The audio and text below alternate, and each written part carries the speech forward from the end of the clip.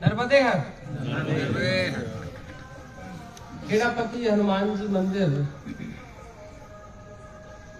और भगवान शिव के इस प्रांगण में मैं तो मैया के तटों से होके आ रहा हूं और घटना है कि लगभग हर 2-3 दिन में हनुमान जी अपने पास बुला लेते हैं। हर 2-3 दिन में हनुमान जी कहीं ना कहीं बुला लेते हैं। मुझे लगता है कि कोई शनिवार कोई मंगलवार ऐसा रहा ही नहीं जहां पर हम वैसे स्थानों पर रुके नहीं। वो उनकी कृपा रही है। वो ऐसा लगता है कि साथ में चल रहे हैं और आज तो इसका हमको वो भी मिला, क्योंकि आज हम जब निकले थे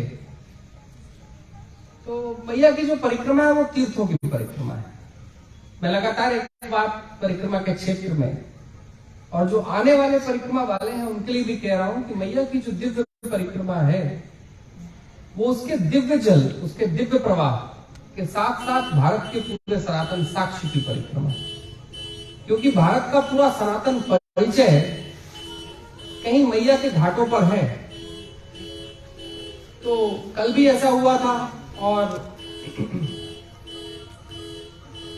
कि जब मैंने कल हम करौली भी थोड़ा लेट ही पहुंचे थे मेरे ख्याल से, और आज तो ऐसा हुआ कि करौली से हम लोग निकले तो जो जानकारी जितने किलोमीटर की थी कि जितने किलोमीटर हम जाने वाले हैं, आज हम सबसे ज्यादा किलोमीटर चले हैं। अभी तक की 49वें दिन तक आज हम 36 किलोमीटर चले हैं। अच्छा, इसमें महत्वपूर्ण बात ये रही, मुझे लगा कि जैसे यहाँ करौली के कुछ लोग बैठे हुए हैं, आप बैठे हुए हैं, मैंने करौली में कहा था कि ऐसा लगा कि मैया का बहुत आशीर्वाद करौली वासियों को भी था, क्योंकि वो प्लान धीरे धीरे बदल रहा था, क्योंकि मुझे तीर्थों की ओर जाना था। लेकिन करौली के लोगों से जितेंद्र जी ने कितने महीनों पहले जब चर्चा की थी और एक उनका आग्रह भी था, तो एक बात करके आए थे कि हम पहुंचेंगे तो कल हम उल्टा रूट बनाते हुए करौली पहुंचे। आज भी हो ऐसा रहा था कि वराह तीर्थ के लोग, मैं थोड़ा, आप लोग जिसे वारधा कहते हैं, वर्धा कहते हैं, आप भ्रंश है, थोड़ा बंद कर दीजिएगा, उसे वराह तीर्थ कहिएगा। तो वराह तीर्थ के लोग चाह रहे थे कि मैं वहां पे रुक जाऊं, क्योंकि शाम में 5 बज चुके थे,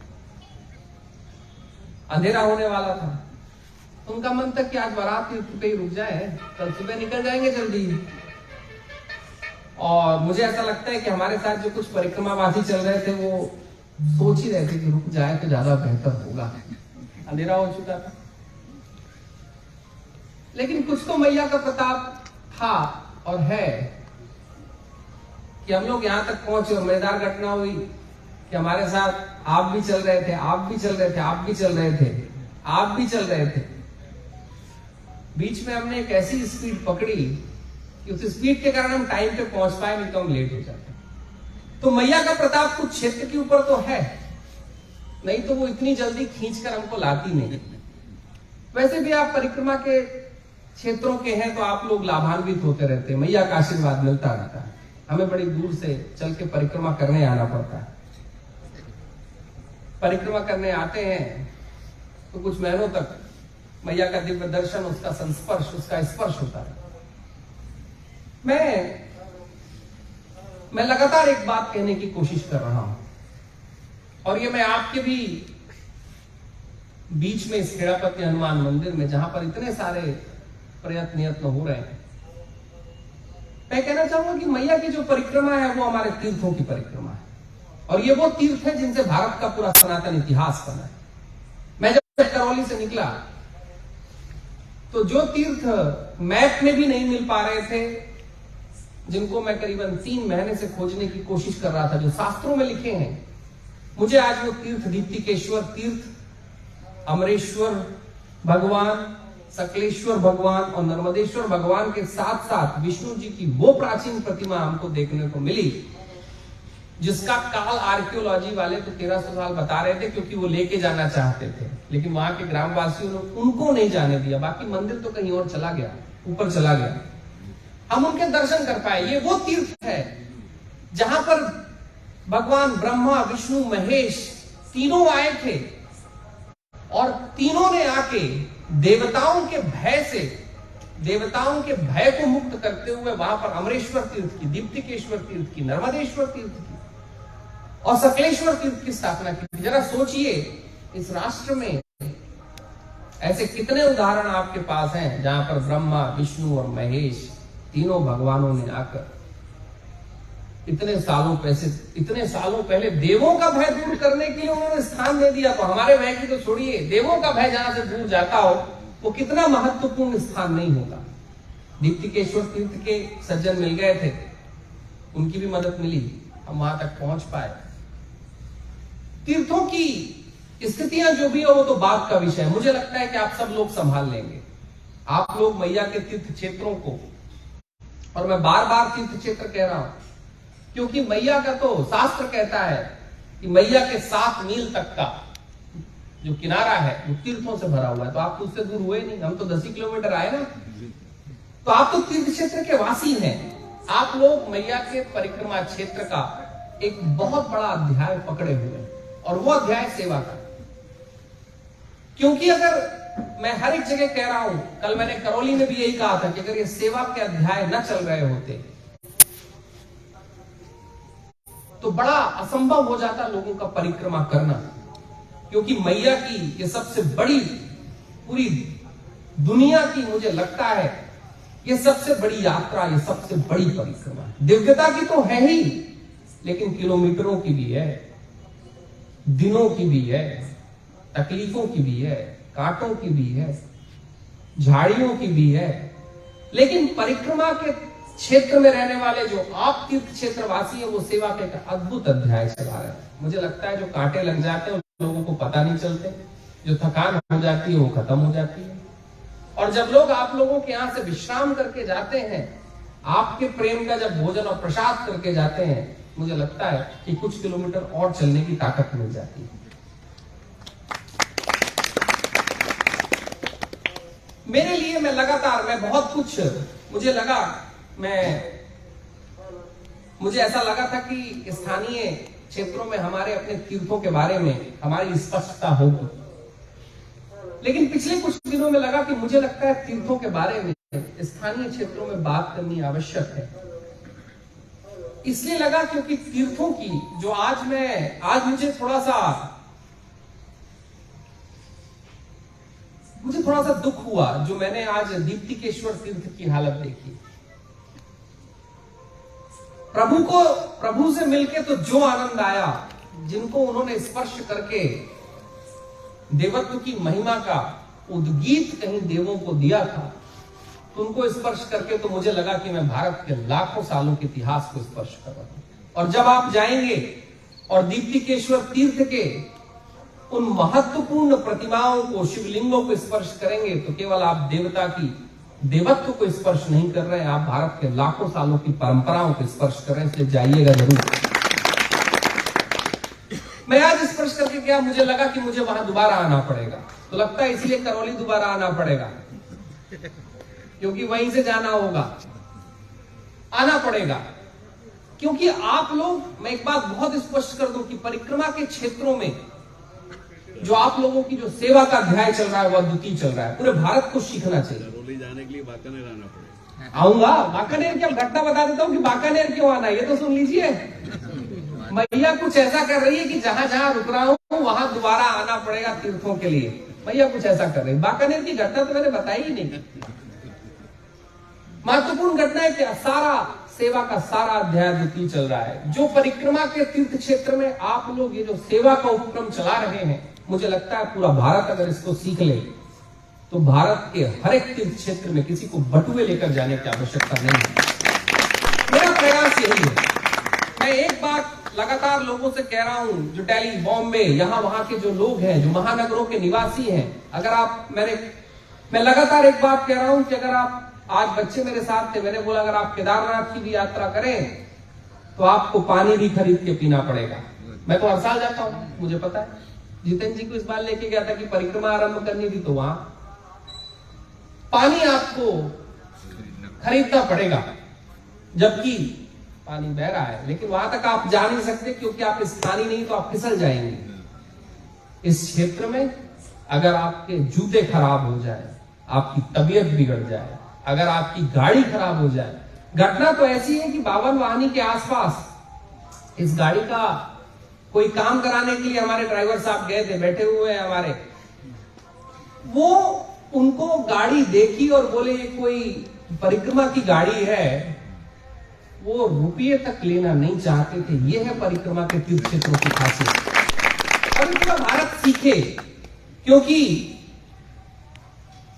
भारत में एक ही जगह थी, इस राष्ट्र की सनातन वंश की परंपरा में एक बात रही है कि मंदिरों के द्वार कभी आपके भौतिक द्रव्यों के आधार पर न तो खुलते थे न बंद होते थे। आपके जेब में, आपकी जायदाद में, आपकी जमीन में क्या लगा है, क्या नहीं लगा है, कितना अर्थ आपके पास है, उस अर्थ से मंदिर के द्वारों के अर्थ कभी नहीं बदलते थे। ये भारत की कला थी, ये भारत का अनुपम अध्याय था। लेकिन एक बात परिक्रमा जो तीर्थ क्षेत्र के लोग रहे, वो क्या करते रहे, उन्होंने लोगों को वहां तक पहुंचने की हमेशा सुविधा दी है। ये भारत का सनातन परिचय था, जो आज भी मैया के क्षेत्रों में है। ये बड़ी घटना है। मैं चाहता हूं पूरा भारत इससे सीखे। लेकिन एक बात और भी है कि अगर हम मैया के तीर्थ के इस सनातन और दिव्य परिक्रमा को जितना जीवंत आपके पूर्वजों ने, आपने और आने वाले बच्चे कर रहे हैं, अगर हमको इसकी 1000-10,000 साल की विरासत को वापस अगर तैयार रखना है, तो हमें इन महत्वपूर्ण तीर्थों के तरफ ध्यान देना होगा, क्योंकि ये वो तीर्थ हैं जिससे हमारी परंपराएं निकली। मैं दीप्तिकेश्वर तीर्थ से निकला, तो एक जगह है, और देखिए भारत के सनातन परंपरा का अनुपम अध्याय है कि हम वहां से निकलते हैं और शास्त्र कहता है कि एक संगम मिलेगा, उस संगम के पास ये देव मिलेंगे। एक विष्णु तीर्थ करके एक जगह है जिसे आजकल अपभ्रंश में, क्योंकि लोग काकड़िया संगम को कोई भाग संगम या भोग संगम कहने लगे हैं, कुछ ऐसा विषय है उस क्षेत्र में, तो उसको भोगेश्वर महादेव कर दिया है। घटना ये कि ये वो स्थान है जिसे विष्णु तीर्थ कहा जाता था। और घटना सुनिए, अब इतिहास देखिए, भोगेश्वर महादेव से तो हम 1000 साल के पीछे नहीं जा सकते, क्योंकि भोग शब्द ही 1000 साल पुराना है। ये वैष्णव तीर्थ था, विष्णु तीर्थ था। जब ब्रह्मा जी वहां पर यज्ञ कर रहे थे, तो उस यज्ञ में वो स्वयं परीक्षित थे, वो बैठे हुए थे, यज्ञ कर रहे थे, लेकिन राक्षस ब्राह्मण बन के उनको परेशान कर रहे थे। तो ब्रह्मा जी ने कहा कि भाई मैं तो परीक्षित बना बैठा हूं, मैं इस समय पर अपनी जो लोक नीति है और जो शास्त्र नीति है उनको मैं छोड़ नहीं सकता। तो उन्होंने मानसिक तौर पर भगवान विष्णु को बुलाया, बोले आप आए, इनका कुछ काम करें। तो भगवान जी ने आके उनका काम किया। इतिहास कहता है कि वो पत्थर फेंका करते थे यज्ञ और हवन में। और अब आप देखिएगा भारत का सनातन इतिहास कितना महत्वपूर्ण है कि हम आधे किलोमीटर नहीं चलते हैं, वहां पर पत्थरों की वैसी कोई जगह नहीं है। आप आगे बढ़िए और वहां पर एक पठार है जहां पर इतने बड़े बड़े बोल्डर आज भी पड़े हुए हैं। ये विष्णु तीर्थ है। हम भोगेश्वर तीर्थ, जब हम उसको भोगेश्वर बना देते हैं तो हम विष्णु तीर्थ की और इस अद्भुत कहानी को खत्म कर देते हैं। मैं उससे और आगे बढ़ता हूं तो हम वराह तीर्थ जाते हैं। वराह तीर्थ आप लोग जानते हैं, वराह तीर्थ को सभी जानते होंगे, वराह तीर्थ को गए भी होंगे। सोचिए इस पूरी परिक्रमा के मार्ग में वराह कल्प का मंदिर होना, ये मुझे लगता है कि उन सब के लिए एक जवाब है कि भारत का इतिहास कितना पुराना है। वराह कल्प और कहानी ऐसी है, भारत की राष्ट्र का सनातन इतिहास कहता है कि ये वो जगह है जिस जगह पर वराह रूप में भगवान जी आए थे और उन्होंने पाताल से वेदों को और धर्म को वापस स्थापित किया था। ये शास्त्र कह रहा है, और वो शास्त्र कह रहा है जिसकी परंपरा लाखों सालों की है। और हम आज जाते हैं और हमको वो तीर्थ मिलते हैं। जब हम वहां जाते हैं और मैया के किनारे पर जब हमको ये तीर्थ मिलते हैं, तो केवल दिव्यता का परिचय नहीं होता, ये केवल भगवान से हमको आशीर्वाद नहीं मिलता, ये केवल उनकी प्रतिमा का आचमन करके उनके नीचे बैठकर आनंद लेकर ध्यान बस में नहीं बैठ पाते। हम उन करोड़ों सालों की परंपराओं के अध्याय को भी जीवित कर देते हैं, जहां से हमारा धर्म बना है, जहां से हमारी शिखाएं बनी है, जहां से हमारा ये जल की दिव्यता बनी है, जहां से ये टीके बने हैं, जहां से ये दीपक बना है। अगर इन महत्वपूर्ण है, और अभी इतने में अगर बात करने लगूंगा तो बहुत लेट हो जाएगी। अभी तो कल 6 और तीर्थ पढ़ने वाले, जहां जहां मुझे जाना और उसकी तैयारी बच्चों को करनी है। मैं एक बात कहना चाहता हूं, और मेरा आग्रह भी है, मैंने करौली में भी वो आग्रह किया है, वो आग्रह यहां भी कर रहा हूं और हर एक क्षेत्र में करते हुए जा रहा हूं कि मैया की परिक्रमा, मैया की दिव्यता के साथ साथ उस परिक्रमा के अनुपम अध्याय, उस इतिहास, उस सनातन साक्ष्य की परिक्रमा है, जिससे कहीं हमारा धर्म बना है। और धर्म बना है हमारे शास्त्रों से, और शास्त्र बने हैं ऋषिकुल की परंपरा से, देवताओं के अध्याय से। जब हम तीर्थों पर जाते हैं तो केवल भगवान का परिचय प्राप्त नहीं करते, हम शास्त्रों का अलंकरण भी स्वीकार करते हैं। और जिस समाज में शास्त्रों का अलंकरण स्वीकार किया जाता है, वो राष्ट्र सदैव सनातन होता है, सदैव सनातन। असल में मैया की परिक्रमा सनातन अध्याय की परिक्रमा है। ये आपको लोगों को बताना होगा, जो लोग तीर्थ छोड़ते हुए आगे बढ़ते हैं उनको आपको बताना होगा। मैं तो बताऊंगा ही, लेकिन आपको भी कहना होगा। अरे करौली वाले कहेंगे दीप्तिकेश्वर तीर्थ नहीं गए, तुम्हारी परिक्रमा का कोई अर्थ नहीं, घर जाओ। अरे वराह तीर्थ नहीं गए, घर जाओ।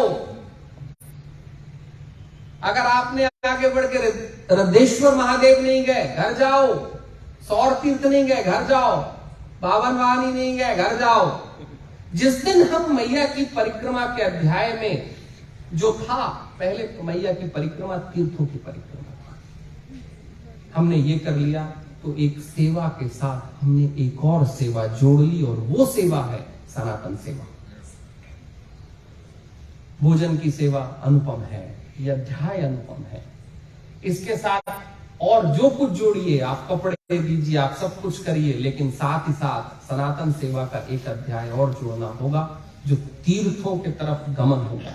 जब तीर्थों की तरफ परिक्रमा वासी जाएंगे, अगर मैं तो कहता हूं कि भाई अगर भगवान जी वहां आकर विराजे तो एक बात तो तय है, उस क्षेत्र में जरूर कुछ खास है।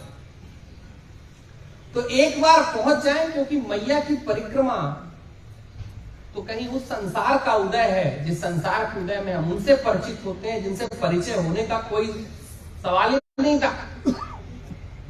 भाई अगर मैया की परिक्रमा नहीं होती तो कहीं मैं आपके इस महत्वपूर्ण स्थान पे होता, असंभव था, असंभव होता। ये मैया की परिक्रमा है, जिस परिक्रमा के कारण मैं तीर्थों पे जा पाया, आप तक आ पाया।